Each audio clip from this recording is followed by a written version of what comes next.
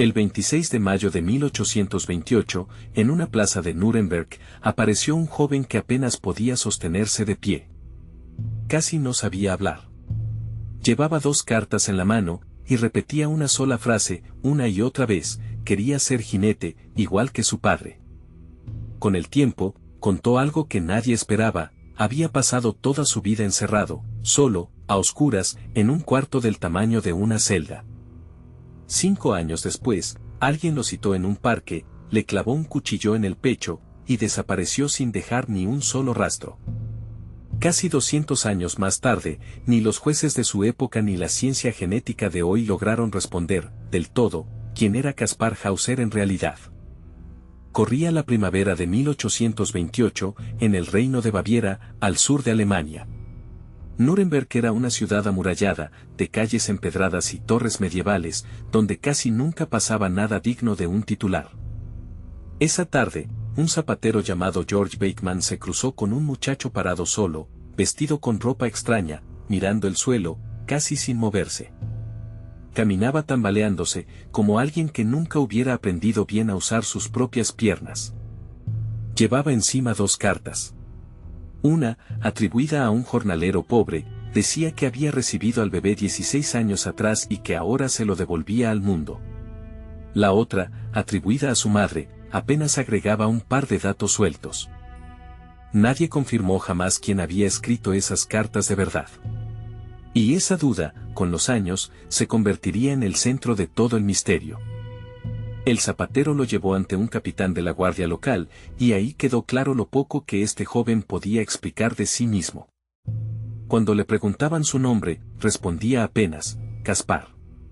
El apellido, Hauser, se lo pusieron después, sin estar nunca del todo seguros de que fuera el correcto. Un maestro de escuela llamado Georg Friedrich Daumer decidió hacerse cargo de él, y le enseñó, casi desde cero, a hablar, a leer, a entender el mundo que lo rodeaba. Y ahí empezó a notarse algo todavía más raro que su silencio inicial. Pensá por un segundo que se siente aprender a hablar recién pasados los 16 años, eso fue, literalmente, lo que le tocó vivir a Caspar. La luz del sol le lastimaba los ojos, como si nunca los hubiera abierto de día. Los ruidos comunes, una puerta, un carruaje pasando, lo hacían temblar como si fueran explosiones. Su cuerpo tampoco toleraba la carne ni el vino, reaccionaba como el de alguien que jamás hubiera probado nada, aparte de pan y agua. También evitaba los juguetes de metal, y prefería tocar telas suaves durante minutos enteros, como si estuviera descubriendo, por primera vez en la vida, cómo se siente el mundo con las manos. Daumer notó, además, que Caspar jugaba con caballitos de madera durante horas, con la misma fascinación de un niño mucho más pequeño. Y esa no fue la única señal de que, en toda esta historia, algo no terminaba de cerrar del todo. Con meses de clases encima, Caspar empezó a contar, con sus propias palabras, de dónde decía venir. Dijo que había vivido encerrado, solo, en un cuarto pequeño, oscuro, sin ventanas, apenas del tamaño de una celda. Ahí, según su relato, dormía sobre paja, tenía un único caballito de madera para entretenerse, y comía el pan y el agua que alguien le dejaba mientras él dormía, sin que llegara nunca a verle la cara a esa persona.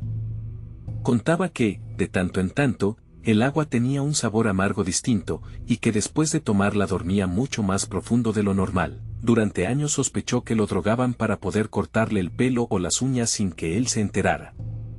Nunca escuchó una voz humana de verdad. Nunca vio el cielo. Nunca supo qué día era la mayor parte de su vida. Hasta que, sin ninguna explicación, alguien lo sacó de ahí, le enseñó a caminar algunos pasos y unas pocas frases sueltas, y lo abandonó en las afueras de Nuremberg. Contale esto hoy a cualquier persona, y la primera pregunta va a ser la misma que se hicieron en 1828, ¿quién encierra a un chico así durante años, y con qué motivo real? La noticia corrió rápido por toda Baviera, y no solo por lo insólito del relato. Empezó a circular un rumor todavía más grande, que Caspar podía ser, en realidad, el heredero legítimo de la casa de Baden, cambiado de cuna siendo bebé para sacarlo de la línea de sucesión al trono. La teoría sostenía que a un príncipe recién nacido lo habían reemplazado por un bebé agonizante y que al verdadero heredero lo mantuvieron oculto durante años, para que jamás pudiera reclamar nada. Un dato respaldaba, en parte, la sospecha: en 1812, el hijo recién nacido del gran duque de Baden había muerto de forma repentina, en circunstancias que ya en su momento generaron rumores de sustitución. Incluso circulaba el nombre de una posible responsable, la condesa de Hochberg, cuyos propios hijos terminarían heredando el trono de Baden si el heredero legítimo desaparecía del mapa para siempre. No había pruebas firmes de nada de esto. Pero la sola posibilidad bastó para que media Europa empezara a mirar el caso con otros ojos. Uno de los que se tomó el caso más en serio fue Anselm von Feuerbach, un juez y jurista de renombre, respetado en toda Alemania. Feuerbach investigó a fondo, entrevistó a Caspar durante meses, y en 1832 publicó un libro entero defendiendo una idea concreta: Caspar Hauser era víctima de un crimen deliberado contra su propia mente, cometido por alguien con motivos para mantenerlo oculto. El libro se volvió un éxito inmediato en toda Europa, y convirtió a Caspar en una celebridad involuntaria. Y entonces, apenas un año y medio después de su aparición en la plaza, alguien intentó matarlo por primera vez. El 17 de octubre de 1829, en la propia casa de Daumer, un hombre encapuchado lo atacó en el sótano con un cuchillo y le abrió un corte profundo en la frente.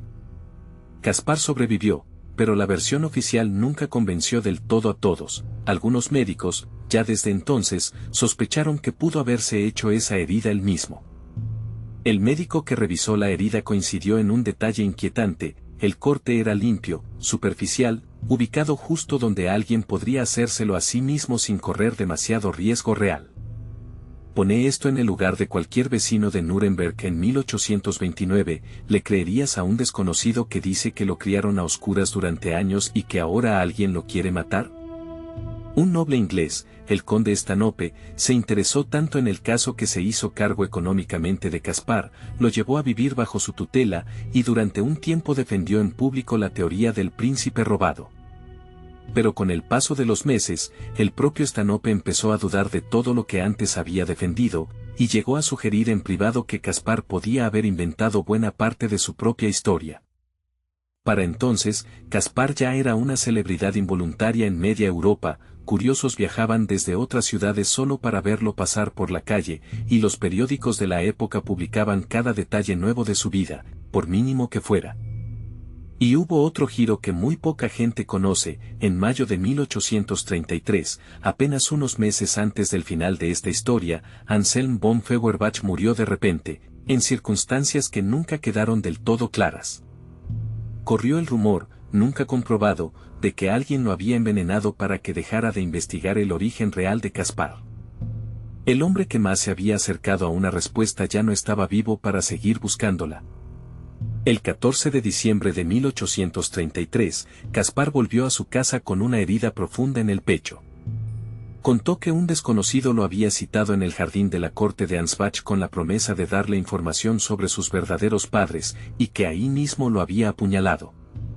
Le había entregado, además, una bolsita con una nota escrita al revés, como si tuviera que leerse frente a un espejo, llena de iniciales y frases a medias que nadie logró descifrar del todo. 3 días después, el 17 de diciembre de 1833, Caspar Hauser murió. ¿Fue un asesinato para silenciarlo antes de que revelara su verdadero origen, o el capítulo final de una historia que él mismo se había inventado desde el principio? Esa pregunta sigue exactamente igual de abierta hoy. Su lápida, en el cementerio de Ansbach, todavía puede visitarse. La inscripción, en latín, lo describe como el enigma de su época: nacimiento desconocido, muerte misteriosa. Durante más de siglo y medio, el caso quedó archivado como uno de esos misterios que probablemente nunca se resolverían del todo. Casi 170 años después de su muerte, la ciencia por fin tuvo la oportunidad de intentar cerrar el misterio. En 1996, un equipo de genetistas comparó ADN extraído de un mechón de pelo y un pantalón manchado de sangre, atribuidos a Caspar, con descendientes vivos de la casa de Baden por línea materna. Eligieron ese tipo de ADN, el mitocondrial, porque se hereda casi sin cambios de madre a hijo, generación tras generación. Si Caspar de verdad venía de la línea de Baden, ese rastro genético tendría que seguir apareciendo, intacto, casi 2 siglos después. El resultado pareció resolver todo de una vez: el ADN no coincidía con esa familia real. Caspar, según ese estudio, no habría sido el príncipe perdido. Pero en 2002, un segundo análisis, sobre un mechón de pelo distinto, arrojó un resultado que contradecía directamente al primero. Esta vez sí apareció una coincidencia genética con la línea de Baden. 2 pruebas de ADN, sobre el mismo caso, terminaron contradiciéndose entre sí. Y desde entonces, ningún estudio nuevo logró destrabar esa contradicción. Algunos científicos cuestionaron después si las muestras usadas en ambos análisis realmente pertenecían a Caspar y no a algún objeto contaminado o mal conservado durante más de 100 años en un archivo. Hoy, historiadores y genetistas siguen divididos, casi 2 siglos después, entre 3 posibilidades: un príncipe robado, un impostor talentoso, o alguien que sí vivió encerrado, aunque nunca por los motivos que él mismo llegó a creer. Entonces te la dejo a vos, con las pruebas que hay hoy arriba de la mesa. ¿Te parece que Caspar Hauser fue de verdad un príncipe escondido, o un joven que se inventó la historia perfecta para no tener que explicar de dónde venía en realidad? Déjame tu teoría en los comentarios, la quiero leer. Y si te gusta desenterrar casos reales que la historia nunca terminó de explicar del todo, suscríbete al canal. Cada semana hay uno nuevo esperándote acá.